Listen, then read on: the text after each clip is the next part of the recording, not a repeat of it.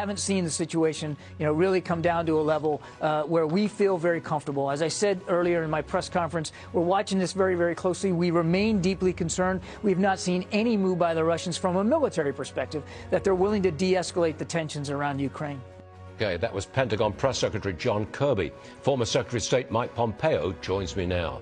Mr. Secretary, it seems to me there's a couple of threats out there right now.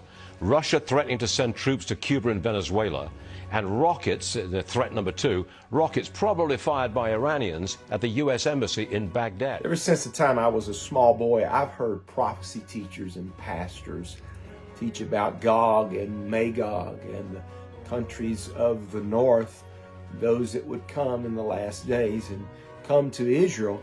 And so when we see things stirring in the north country, as Daniel talked about a bear, and history knows Russia as the Russian bear, it causes us to open our eyes when we look at news stories and see the old Russian bear doing things to get the world's attention. It's interesting that in the book of Ezekiel says the bear has 3 ribs in its mouth and devours much flesh. I don't know of any country that has seen more bloodshed or has caused more bloodshed than the communist spirit and move that's come across the world in the last century.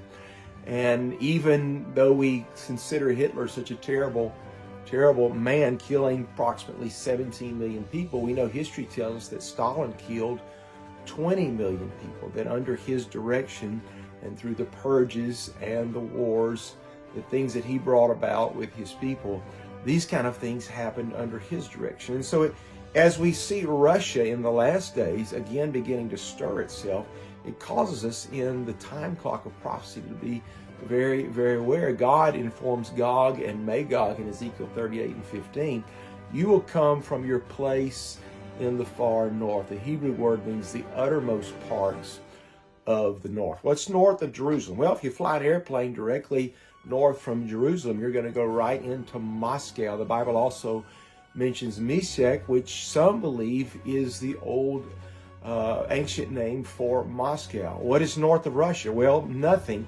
So Meshech is the old name for the capital of Western Russia, if we believe that, what is now known as Moscow.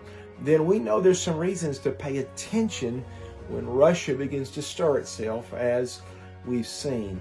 But the objective now is not to become distracted at what's around us, but to look up. For Jesus said, when you see these things begin to come to pass, when these things just start, don't wait for their fulfillment. Wait for these things to start. And when you do, look up, lift up your heads, for your redemption draweth nigh. Now, put the car in gear. Let's get our face in the carpet.